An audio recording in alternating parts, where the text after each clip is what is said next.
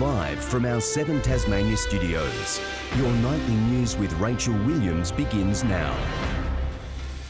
Good evening everyone. First tonight, police have revealed late today an 18-year-old woman involved in a car crash at Dunalley 4 days ago has died in hospital this afternoon. Shelby Kate Baritri from Claremont was airlifted to the Royal Hobart Hospital in a critical condition on Thursday after the car she was driving crossed onto the wrong side of the Arthur Highway. Her 18-year-old male passenger dying at the scene. 3 18-year-olds have now died in the past week after crashes on Tasmanian roads. A 69-year-old woman from Labrina also dying. Whilst it's disappointing for police, it's just devastating for the families. And I think that is the message that we want to get across to people, that this is about the human cost when these crashes occur. Following the horrific Christmas period, police are pleading with motorists to drive safely for the remainder of the festive season. Fire crews have issued an advice message tonight with a bushfire burning at Long Hill Plantation near Sassafras. Ground and air crews have been deployed to battle the blaze, burning across 92 hectares. The Tasmania Fire Service says there is no immediate threat to property, but people in the area should keep up to date with the situation by visiting the TFS website. And police have charged a 19-year-old Sheffield man over an alleged stabbing incident in Devonport on Saturday night. 2 men aged in their 40s suffered non-life-threatening injuries. One of the men was also treated for a stab wound allegedly inflicted with a small knife. The man will appear in the Devonport Magistrates Court at a later date. Anyone who witnessed the incident is urged to contact police. Thousands of people are expected to flock to festivals and events across the state tonight, coming together to enjoy the final moments of 2018. And while it's a night of celebration, police are reminding Tasmanians to stay safe this New Year's Eve. Aussie favourites preparing to ring in the new year with thousands of partygoers.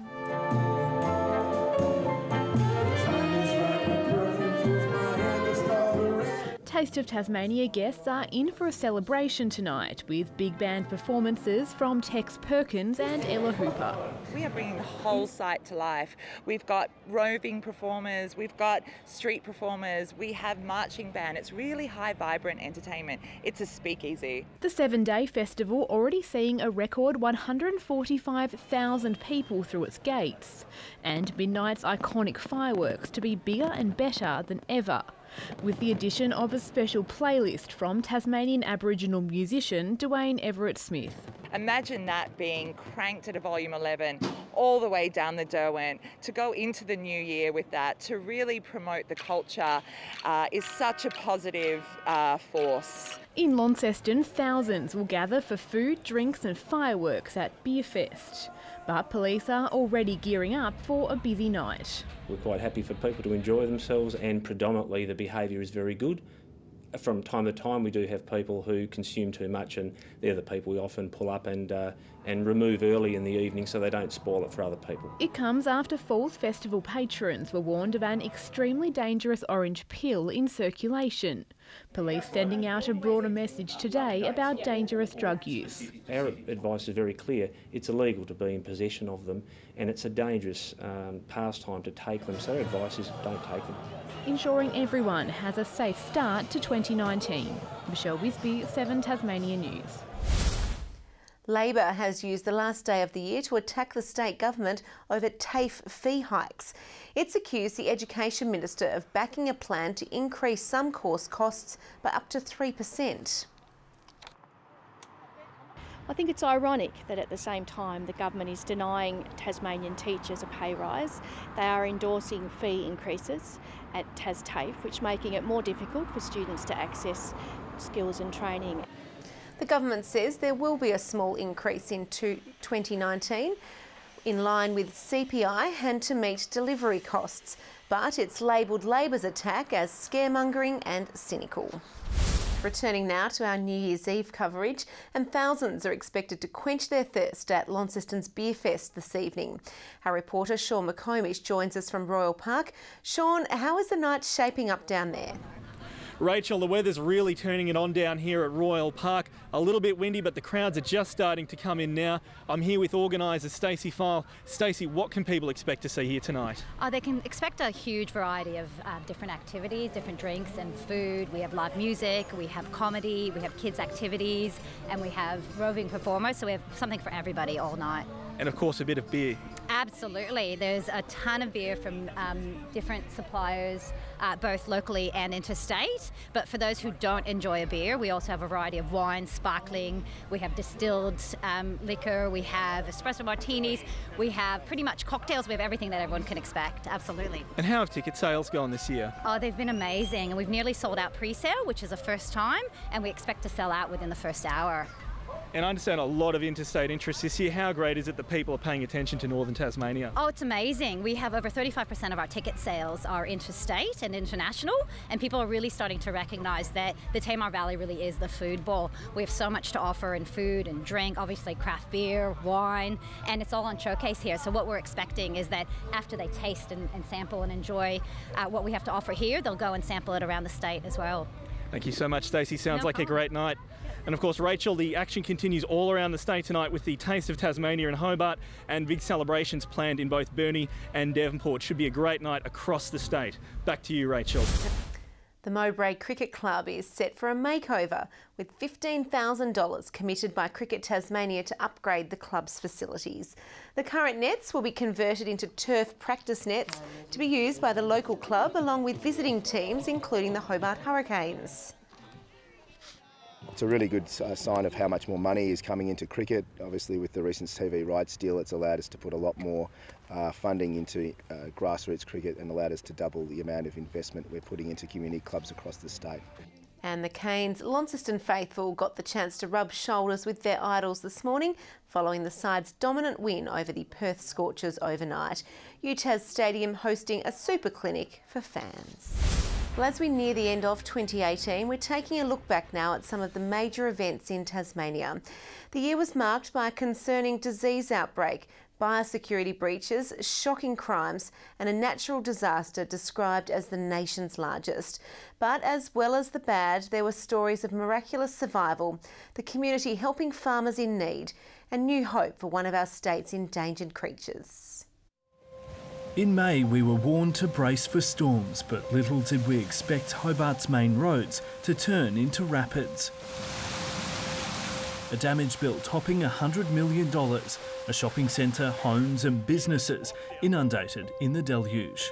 I've never ever seen anything like it. In August, the state was troubled by a gruesome killing, police searching bins in Launceston suburbs as they tried to find the remains of Jake Anderson Bretner. His torso eventually found in bushland by the road to Scottsdale. This is quite a dynamic and evolving incident.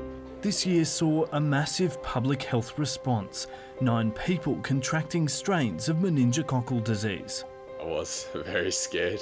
I knew there was something wrong. I'd never been that sick before in my life. An out-of-control freight train made it to the edge of Devonport CBD before being deliberately derailed, leaving this messy scene. Astrolabe was sent to jail for headbutting former Prime Minister Tony Abbott. Saw them walk back across the lawns and decided I'm never going to get the opportunity to headbutt that again. These little pests caused a massive biosecurity headache.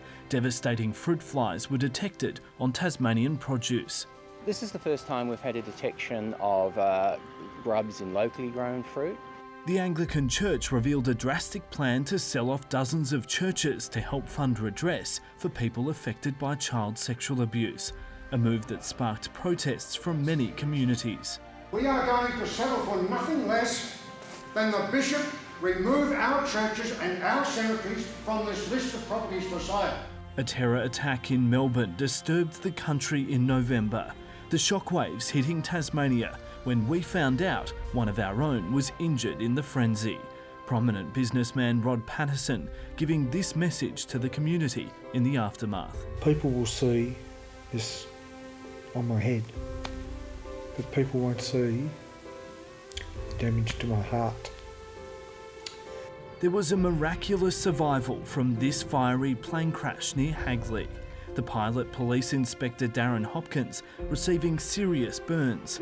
His prognosis now looking good. Darren is very, very lucky to be alive, and we're very, very thankful that he is. King Island had aircraft troubles of a different kind. The council trading blows with Rex over airport fees in an ugly dispute that saw flight services cancelled. It'd be a tragedy to see Rex pull out of King Island. Dark Mofo created a stir in its usual style, burying a performance artist under one of Hobart's main roads for 72 hours. Oh, well, art. During the festival, a shooting shocked Hobart.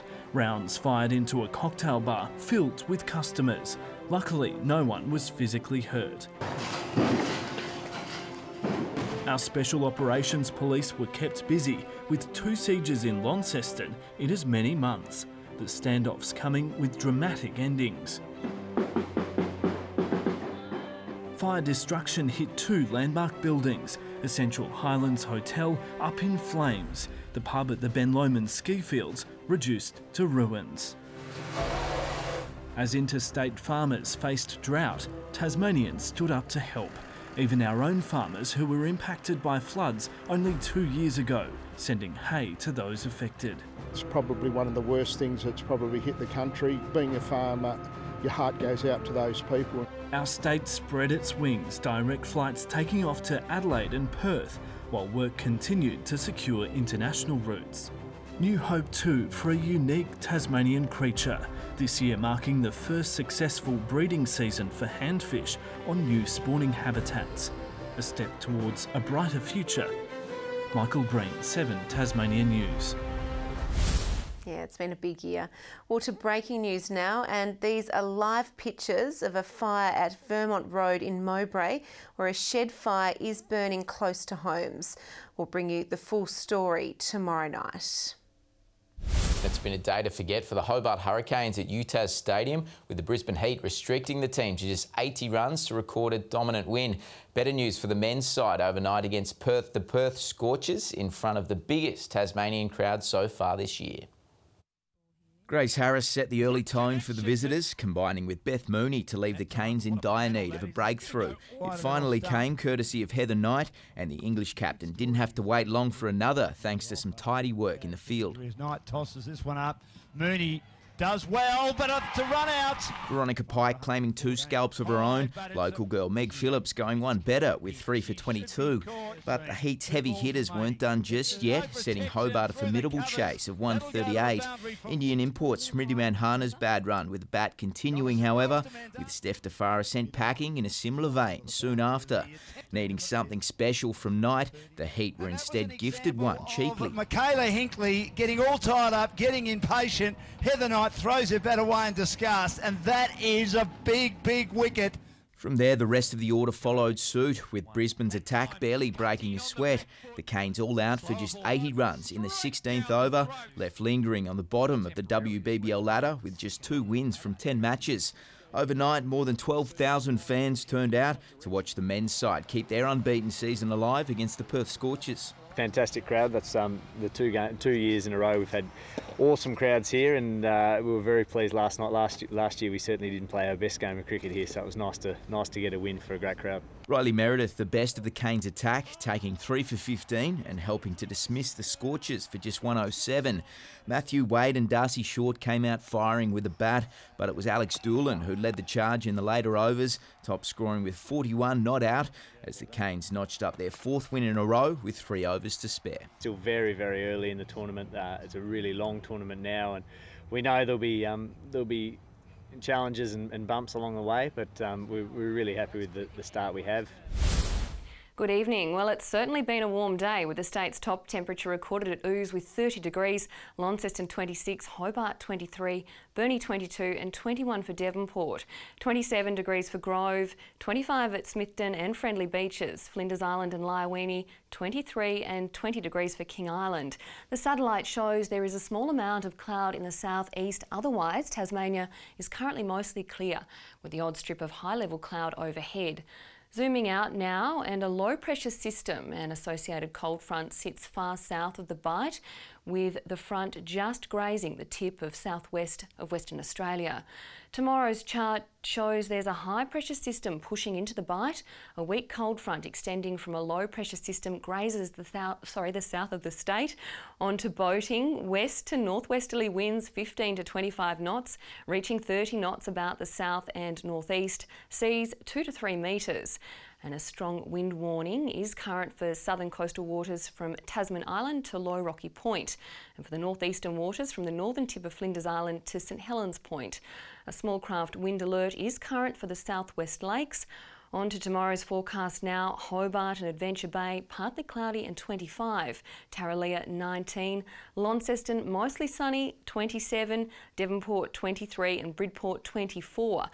Partly cloudy conditions for Burnie and Marrowa, and showers for Strawn. St Helens and Swansea with 28 degrees and Whitemark 22. The UV forecast is extreme right across the board. On to Wednesday, and showers about the far south during the morning and possibly about the east during the day, but otherwise fine. Thursday fine apart from possible showers about the east, and Friday showers developing about the west and far south, but mostly clearing by the evening. And a look around the country for tomorrow now. Sunny conditions for Perth, Adelaide and Melbourne. Mostly sunny for Canberra and Sydney. A possible storm and 32 for Darwin, and Alice Springs again showing a hot 43 degrees. And currently in Hobart it's 19 and partly cloudy, Launceston 23 and sunny, Devonport 22 and sunny. Rach, that is the 2018 New Year's Eve forecast. Back to you.